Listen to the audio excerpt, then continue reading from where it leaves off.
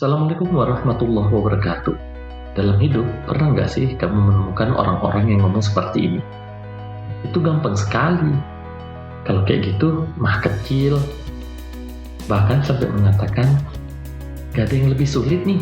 Nah, kalau dia seperti itu, besar kemungkinan dia keliru dalam memahami kepercayaan diri. Mungkin dia belum sadar bahwa sikap seperti itu adalah bentuk kepercayaan diri yang tidak menyehatkan. Bukan membawa kebaikan, malahan kepercayaan diri tersebut membawa keburukan bagi diri. Kita sama-sama tahu bahwa kepercayaan diri itu sangat dibutuhkan ya, baik dalam keluarga, pertemanan, hingga dunia kerja. Kepercayaan diri membuat banyak peluang dalam hidup kita. Simpelnya nih, bagaimana mungkin kita bisa menjadi juara jika tidak percaya bahwa kita bisa berkompetisi? Atau bagaimana kita bisa jadi juara kalau kita tidak memiliki mental yakin bisa lebih baik daripada orang lain. Namun terkadang kita menjadi sedikit bingung tentang kepercayaan diri yang sebenarnya kita bicarakan. Misalnya nih, apakah yang dimaksud adalah keangkuhan seorang anak kecil ketika mereka memprediksi seberapa banyak gol yang akan mereka cetak untuk menghancurkan lawan mereka? Atau apakah yang dimaksud adalah kepercayaan diri yang kita dapatkan karena sudah melakukan hal berulang-ulang kali selama bertahun-tahun sehingga kita yakin dengan mudah menyelesaikan sesuatu. Angkuh, sombong, percaya diri pastinya beda ya. Di video kali ini saya akan membahas 4 jenis kepercayaan diri yang sering kita temukan. Kita harus benar-benar memahaminya agar tidak terjebak ke dalam tipe kepercayaan diri yang malah membawa keburukan bagi kita. Jangan lupa ikuti video ini sampai habis ya, like, subscribe, dan komen agar channel ini semakin berkembang dan memberikan banyak kebaikan. Tipe pertama, kepercayaan diri yang tidak beralasan. Kepercayaan diri yang tidak beralasan ini dikenal dengan istilah sombong yang dibarengi dengan keangkuhan. Kepercayaan diri ini sangat berbahaya ya, karena kita percaya diri ketika mungkin seharusnya kita tidak percaya diri. Jenis kepercayaan diri ini muncul dari salah satu atau ketiga hal berikut. Melebih-lebihkan kemampuan kita, meremehkan lawan kita, atau menyepelekan tugas yang diberikan kepada kita. Jelas tidak satu pun dari hal tersebut akan membawa kebaikan bagi kita. Kepercayaan diri yang seperti ini hampir dapat dipastikan selalu membawa kegagalan. Yang lebih buruk lagi nih, jika kita bermulut besar di depan dengan mengatakan hasilnya akan baik dan pasti berhasil, maka itu bisa menjadi kegagalan yang sangat memalukan. Contoh simpelnya para petinju yang menghina dan merendahkan lawannya ketika press conference sebelum pertandingan berlangsung. Si percaya diri yang sombong ini akan menghina lawannya dengan mengatakan lemah dan sebagainya.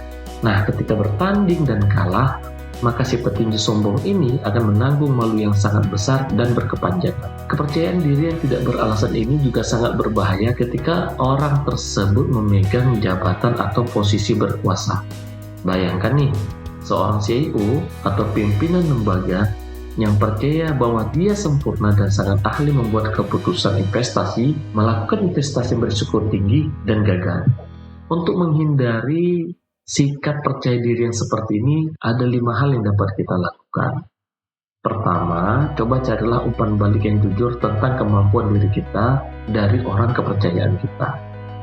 Kedua, tanyakan kepada mereka yang telah berhasil mengatasi tipe kepercayaan diri yang buruk ini. Ketiga, jauhi orang-orang yang memberikan kamu pujian yang tidak realistis. Keempat, turunkan ego kamu. Kelima, jangan malu ketika mengatakan kamu belum mampu atau tidak tahu. Tipe kedua, kepercayaan diri yang ditempel.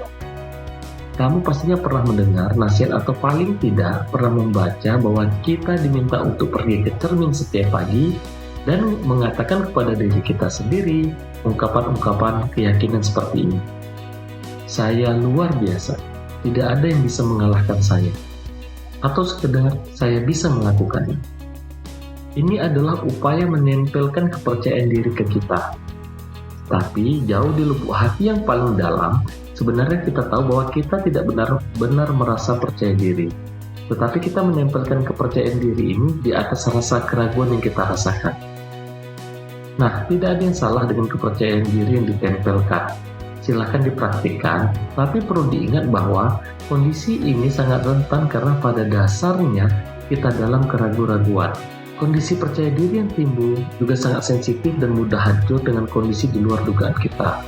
Misalnya nih, dalam sebuah lomba, ternyata kita baru menyadari bahwa lawan di depan kita adalah juara tahun lalu. Padahal sebelum bertanding kita sudah mengasumsikan mereka adalah pendatang baru dan sama dengan kita.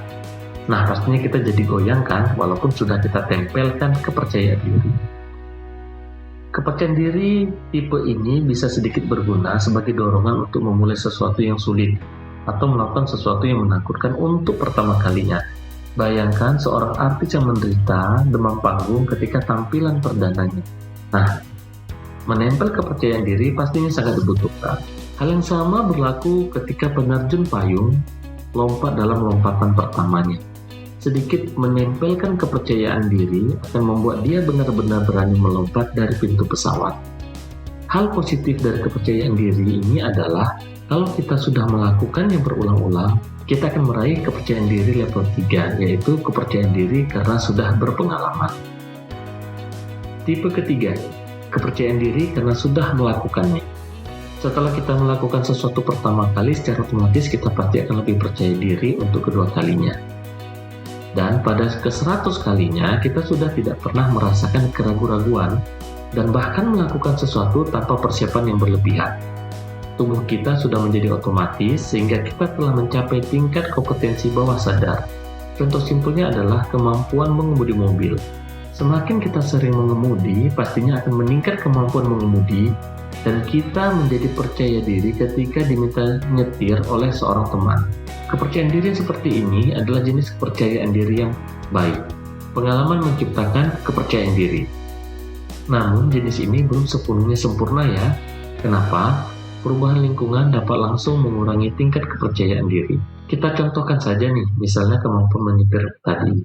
Walaupun kita sudah terbiasa menyetir dan percaya diri untuk menyetir, kita akan gugup ketika mobil yang digunakan adalah jenis mobil baru yang kita belum pernah naik apalagi menyetirnya. Juga jika mobilnya adalah mobil mewah nih dengan harga di luar jangkauan kita, pastinya kita jadi takut jika terjadi tabrakan. Itulah mengapa jenis kepercayaan diri belum berada pada urutan tertinggi terkait dengan kepercayaan diri. Nah, kepercayaan diri jenis ini juga tidak membantu kita untuk tumbuh ya, karena sifatnya pasif, yaitu kita butuh pengalaman dulu nih baru bisa percaya diri. Nah, bagaimana kalau kamu tidak dapat kesempatan? Apakah kamu tidak percaya diri karena tidak punya pengalaman? Pastinya tidak boleh seperti itu. Tipe keempat adalah kepercayaan diri dari pemikiran usaha akan membuahkan hasil. Ini adalah jenis kepercayaan diri yang paling berguna karena merupakan pendorong terkuat yang membawa kita dari tidak mampu dan belum berani melakukan sesuatu menjadi berani dan menguasainya. Jenis kepercayaan diri ini bermanifestasi sebagai kepastian bahwa jika kita bekerja keras, maka seiring waktu kita akan mencapai apa yang telah kita targetkan. Orang yang memiliki kepercayaan diri tipe ini sangat yakin bahwa kesuksesan bukan bawaan lahir. Kesuksesan juga bukan dapat dilakukan dalam satu malam, membutuhkan banyak tahapan untuk menuju sukses ya. Mereka juga meyakini bahwa kita dapat melakukan apa saja jika kita mau konsisten dalam pencapaiannya. Hebat bukan? Contoh simpelnya adalah atlet yang sukses. Walaupun terkadang datang dari keluarga yang kurang mampu dan perlengkapan yang seadanya, tapi karena keyakinan sejak awal bahwa proses akan menghasilkan sesuatu yang besar, mereka berhasil mencapai karir tertinggi. Biasanya pemain sepak bola dunia yang terkenal, yang tetap konsisten walaupun sejak kecil dalam segala keterbatasan. Nah, bagaimana menumbuhkan kepercayaan diri jenis ini? Simpelnya adalah kita harus yakin bahwa kita mampu mencapai sesuatu. Jika kita belum mampu, maka jangan pernah mengatakan bahwa kita tidak mampu, tapi gunakanlah belum mampu. Dan dilanjutkan dengan keyakinan akan mampu nantinya. Kata kecil ini mengajarkan otak kita untuk mengembangkan jenis kepercayaan diri ini karena menyiratkan bahwa kesuksesan akan terjadi dan itu hanya sekedar belum terjadi saja untuk saat ini. Contoh simpelnya nih, jika ada yang menanyakan ke kita, apakah kita bisa berbahasa asing? Jawab dengan kata, saya belum bisa. Tapi dengan keyakinan, saya akan menguasainya. Jangan mengatakan, saya tidak bisa. Begitu juga jika bos kita menanyakan hal baru yang mungkin akan menentukan promosi kita. Jawab saja dengan bijak. Saya belum mengetahuinya, Pak, tapi saya akan segera mempelajarinya. Gampang kan? Closing. Kepercayaan diri yang tinggi. Siapa sih yang tidak menginginkannya? Tapi penting sekali untuk mengenal jenis kepercayaan diri agar tidak salah dalam memilih. Catatan untuk kamu renungkan ya. 1. Jangan pernah tumbuh kembangkan kepercayaan diri yang tidak beralasan. 2. Gunakan kepercayaan diri yang ditempelkan secara bijak dan hanya untuk memacu kamu mengambil langkah awal. 3. Jangan terlalu nyaman dengan kepercayaan diri saya sudah melakukannya, karena kamu akan berhenti berkembang. 4. Tumbuh dan kembangkan jenis kepercayaan diri yang paling berguna, yaitu bahwa setiap usaha dan waktu akan membuahkan hasil.